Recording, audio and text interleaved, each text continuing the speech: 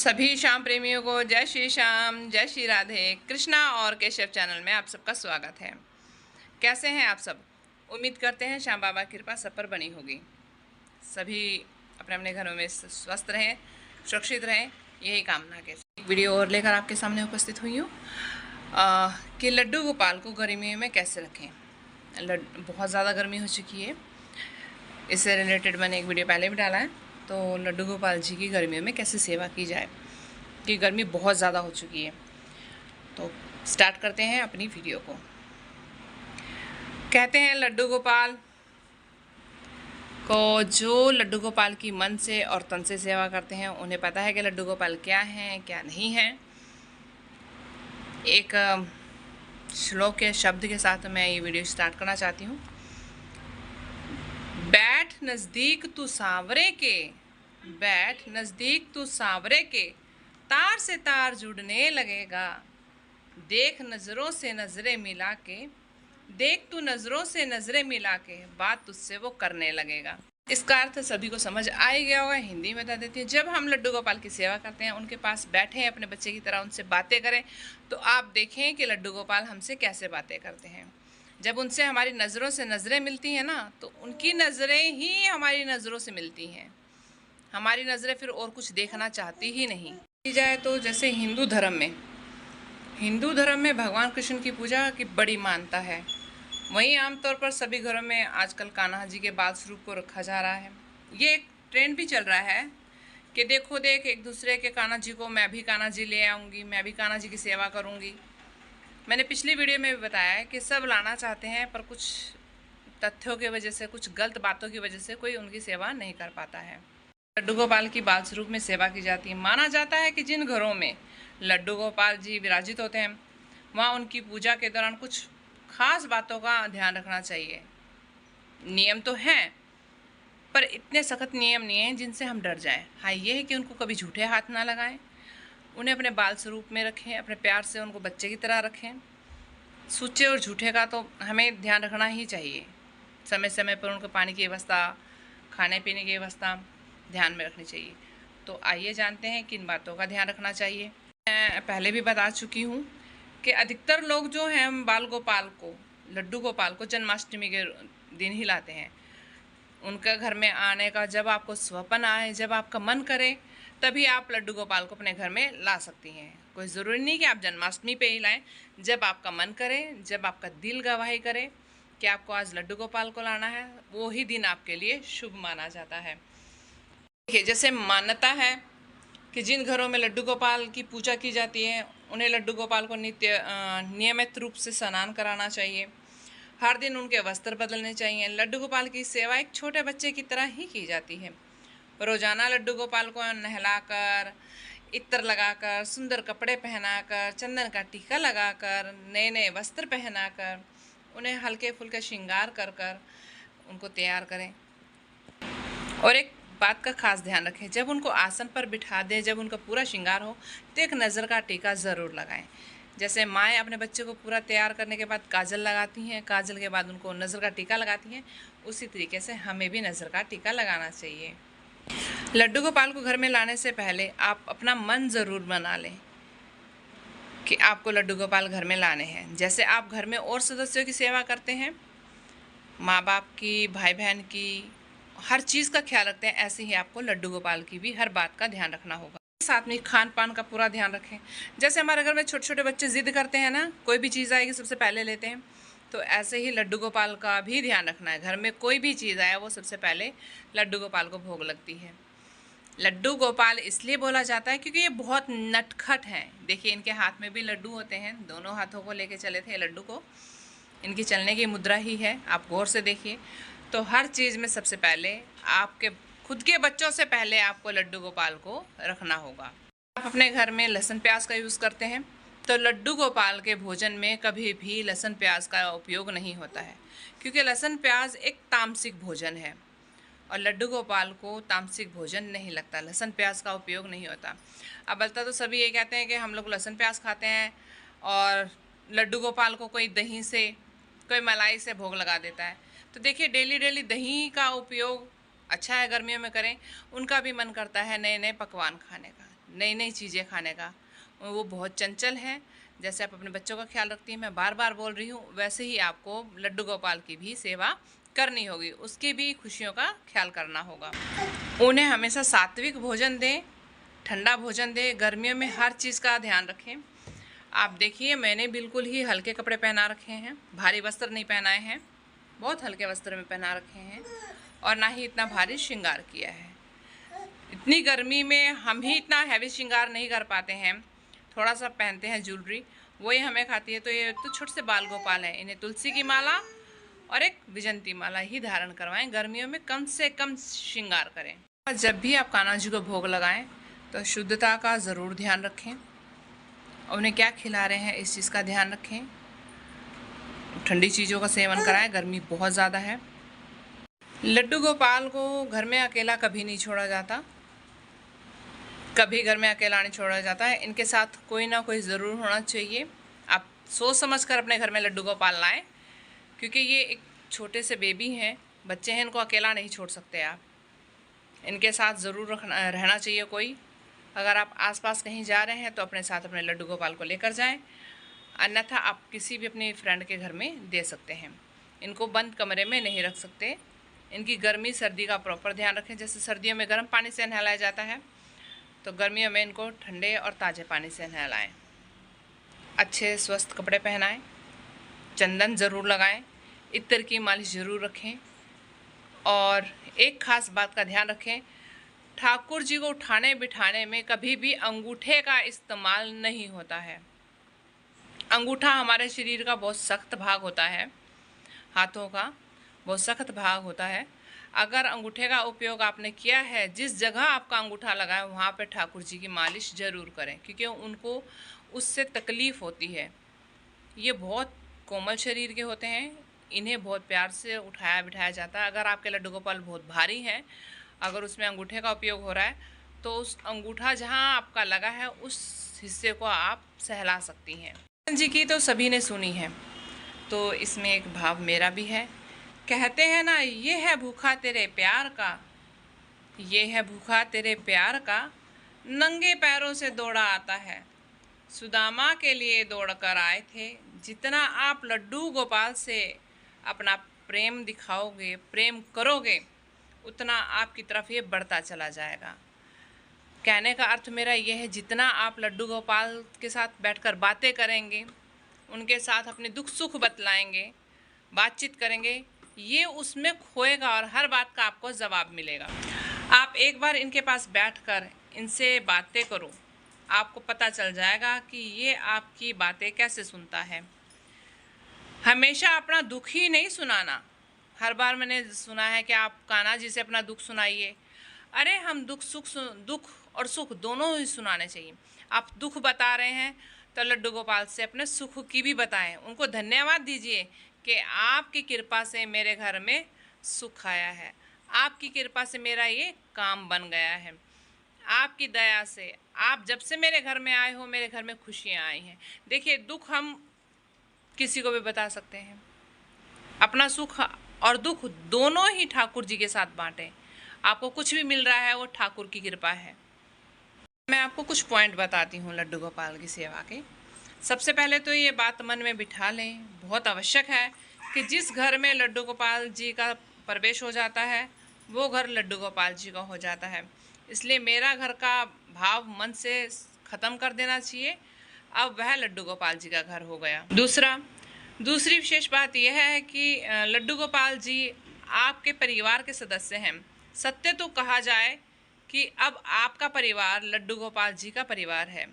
लड्डू गोपाल जी को परिवार का एक सामान्य सदस्य माना जाए। तीसरी बात, परिवार के सदस्यों की आवश्यकताओं के अनुसार ही लड्डू गोपाल जी की आवश्यकता का भी पूरा ध्यान दें। एक विशेष बात यह है कि लड्डू गोपाल जी की किसी विशेष ताम झाम के नहीं, आपके प्रेम और आपके भाव के भूखे होते हैं। उनको जितना प्रेम जितना भाव अर्पित किया जा सके उतना करना चाहिए। वो देखिए प्रेम के भूखे हैं, भाव के भूखे हैं। आप उन्होंने लड्डू गोपाल जी को लाकर घर में बिठा देते हैं, पानी भर दिया वो अपने आप पी लेंगे, वो अपने आप खा लेंगे। अरे वो बच्चा है, उसकी सेवा अपने बच्चे की तरह कीजिए, भाव दीजिए। आपका क्या भाव है, कितना प्यार है, जो हम कहते हैं ना देंगे उससे 100 गुना वापस हमारे पास आएगा। जिस प्रकार आपको भूख लगती है उसी प्रकार लड्डू गोपाल जी को भी भूख लगती है। उनके खाने पीने का ध्यान रखें। आजकल तो गर्मियों में बहुत अच्छी चीज़ें चल रही हैं, तरबूज, खरबूजा, नारियल पानी, ये ज़रूर दीजिए। घर में कोई भी चीज़ आती है सबसे पहले उसमें लड्डू गोपाल जी का हिस्सा होना चाहिए। प्रत्येक मौसम के अनुसार लड्डू गोपाल जी की सेवा की जाए। गर्मियों में हल्के और सूती वस्त्र पहनाए जाएं, सर्दियों में भारी वस्त्र पहनाए जाएं, सर्दी का पूरा ख्याल रखा जाए। पर लड्डू गोपाल जी को घुमाने लेकर जाएं। लड्डू गोपाल जी से कोई ना कोई नाता अवश्य रखें, चाहे भाई का, पुत्र का, मित्र का, गुरु का, दोस्त का, किसी तरीके का भी आप रिश्ता रख सकते हैं। अपने लड्डू गोपाल जी को कोई प्यारा सा नाम अवश्य दें। मैंने अपने तीनों बच्चों का नाम दिया है। ये मेरे सबसे बड़े बेटे हैं कृष्णा, फिर है केशव और मनमोहना। प्यार से सब इसे मन्नू बोलते हैं। लड्डू गोपाल जी से प्रेम पूर्वक बातें करें, उनके साथ खेलें। जिस प्रकार घर के सदस्यों को भोजन कराते हैं उसी प्रकार उनको प्रेम से भोजन कराएं। ये नहीं कि आप भोजन लाए हैं और थाली रख कर चले गए। लाए, कईयों को देखा लाए, आप लाकर उनको फटाफट से खिलाया और चले गए। आप लाएं, कम से कम 5 मिनट उनके सामने वो भोजन रहने दीजिए। भाव से आप उनको बोलें कि आके स्वीकार कीजिए, पर्दा कीजिए। उसके बाद अपने प्रेम पूर्वक अपने जैसे बच्चों को हाथ से खिलाते हैं ऐसे छोटे छोटे गल्ले बनाकर उनको खाना खिलाएं। छोटा छोटा उनको मुख में डालें, वो खाएंगे। आप देखें, जब आप खिलाएंगे तो आपको महसूस होगा। गर्मी बहुत है, मैंने पंखे की व्यवस्था भी कर रखी है और बड़ा पंखा भी चल रहा है। उनके पास मैंने छोटा पंखा भी लगाया है। खास बात, रात्रि में लड्डू गोपाल जी को जरूर सुलाना चाहिए। कम से कम दिन में 2 बार तो लड्डू गोपाल जी को सुलाना ही चाहिए, दोपहर को और रात्रि में। कई बोलते हैं कि हम लोग नहीं सुलाते। अरे वो छोटे से बच्चे हैं, सारा दिन उन्हीं सिंहासन पे बैठे रहते हैं, मंदिर में बिठा देते हैं उनको। एक विशेष बात मैं बोलना चाहूँगी, आप मंदिर में लड्डू गोपाल जी को बिठाते हैं, हमने भी मंदिर में अपने लड्डू गोपाल जी को बिठा रखा है। देखिए, मैंने भी मंदिर में ही अपने लड्डू गोपाल जी को बिठा रखा है। इनके लिए पंखा भी अभी लेकर आई हूँ, मैं व्यवस्था की है। कूलर मैंने ऑर्डर कर रखा है, अभी तक नहीं आया है। और जो भी मंदिर में बिठाते हैं कम से कम उनसे थोड़ी दूर पे ही जोत जलाएं, कि जोत जो जलती है, आरती पूजन करते हैं तो जोत बहुत गर्म होती है। वो छोटे से हैं, उनको गर्मी लगती है, बहुत लपट लगती है, उनका शरीर बहुत नाजुक है। अपनी जोत को उनसे बहुत दूर रखें। मंदिर में ही है, जोत को एक साइड में रखें और लड्डू गोपाल को एक साइड में। मतलब हर प्रतिमा से मेरा तो अनुरोध यही कि हर प्रतिमा से अपनी जोत थोड़ी दूरी पर होनी चाहिए। देखिए, यूँ तो बहुत से कार्य होते हैं जो भक्त अपनी श्रद्धा के अनुसार करते हैं, किंतु यदि इन बातों पर ध्यान दिया जाए तो लड्डू गोपाल जी को सरलता से प्रसन्न किया जा सकता है। अपनी बात कहूँ तो मैं अपने लड्डू गोपाल जी को अपने साथ ही लेकर सोती हूँ, अपने साथ ही लेकर सोती हूँ, बिल्कुल पास लेकर सोती हूँ और इनको अपने साथ ही रखती हूँ, हमेशा अपने साथ रखती हूँ। स्कूल में भी अपने साथ लेकर जाती हूँ इनको। आप मेरी पुरानी वीडियो देख सकते हैं, इनको मैं अपने साथ स्कूल में भी लेकर रखती हूँ और इनका खाने पीने का बराबर ध्यान रखती हूँ, प्रॉपर ध्यान रखती हूँ। इनका सुलाना, दोपहर को सुलाती हूँ, 4 बजे घर आकर उठाती हूँ इनको और शाम को इनको खाना पीना भी खिलाती हूँ। जो इनकी इच्छा होती है, चाय, लस्सी, जो भी इनका मन होता है उसी के अकॉर्डिंग करती हूँ। रात्रि को भोजन कराने के बाद इनको सुलाती भी हूँ। अगर मैं अपनी बात कहूँ तो मैं इनसे कम से कम थोड़ी देर ज़रूर खेलती हूँ, खेल ज़रूर खेलती हूँ इनके साथ। इनसे दिन भर की बातें पूछती हूँ कि आपने क्या किया, क्या नहीं किया, कौन आपसे क्या बात करके गया है, सारी बातें मुझसे बताते हैं। मैं तो बिल्कुल ही पागल हूँ। हाँ, इतना है, आपको बीच बीच में एक काम ज़रूर करना है। अगर आपके घर में लड्डू गोपाल है, आपको जैसे ही समय मिलता है, आप इधर उधर घूमते हैं तो लड्डू गोपाल को ज़रूर घुमाएं। अगर आपके पास समय है तो लड्डू गोपाल को रिझाना बहुत आसान है। मैं अभी भजन लगाकर, जब ये नाराज़ हो जाते हैं, मुझे लगता है कि ये नाराज़ हैं, मुझसे बात नहीं करते, तो मैं भजन लगाकर ज़रूर नाचती हूँ। नाच नाच कर इनको मनाती हूँ, इनके साथ खेलती हूँ। मैं तो बिल्कुल पूरी तरीके से लड्डू गोपाल में रम चुकी हूँ। रिझाना बहुत आसान है, ये छोटू से हैं, आपके प्यार के भूखे हैं। इनको जितना आप रिझाएंगे उतना ये आपकी बातों में रिझ जाएंगे। नाचना गाना दुनिया के सामने नहीं, इनके सामने नाचिए, गाइए, बहुत खुश होते हैं। अपने लड्डू गोपाल के लिए ठंडा ठंडा तरबूज लेकर आई हूँ। मेरे एक वर्किंग वूमेन हूँ, पर मैं अपने काम से पहले मैं अपने कान्हा जी का काम को मान्यता देती हूँ। सब बोलते हैं कि हमसे उठा नहीं जाता, सुबह जल्दी नहीं उठा जाता है, हमसे ये नहीं होता। मैं कहती जल्दी उठने की ज़रूरत ही नहीं है। आप एक अपना टाइम टेबल बनाइए, उसके अकॉर्डिंग आप काम कीजिए। आप कान्हा जी से बोलिए, वो आपका काम फटाफट। कभी बीमार भी होते हैं, कभी हमारे शरीर हमारा साथ नहीं देता है। मैं कुछ भी रहूँगी तो मैं अपने लड्डू गोपाल की सेवा ज़रूर करती हूँ। बस ठाकुर जी से इतनी प्रार्थना है कि जब मेरे प्राण निकले तो आपकी सेवा करते ही निकले। मैं हमेशा यही प्रार्थना कर कर सोती हूँ कि ठाकुर जी, अगर मेरे प्राण आपको हरने हैं तो इतना कीजिए कि मैं आपकी सेवा करती करती ही अपने प्राण त्यागूँ। जब प्राण त्यागूँ तो इनके चरणों में रहें और इनके साथ रहूँ, तब मुझे स्वीकार करें। अच्छा, एक बात और बताऊंगी।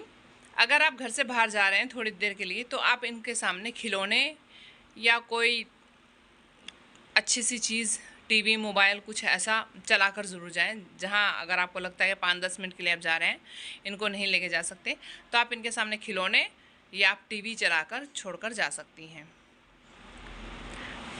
देखिए जोत कितनी दूर है, लाला से जोत को कितनी दूर रखा गया है। मैंने अभी जोत की है, तो लाला से जोत कितनी दूर है, मेरे हर से जोत बहुत दूर है। और मंदिर में आपके 3 चीज़ें ज़रूर होनी चाहिए।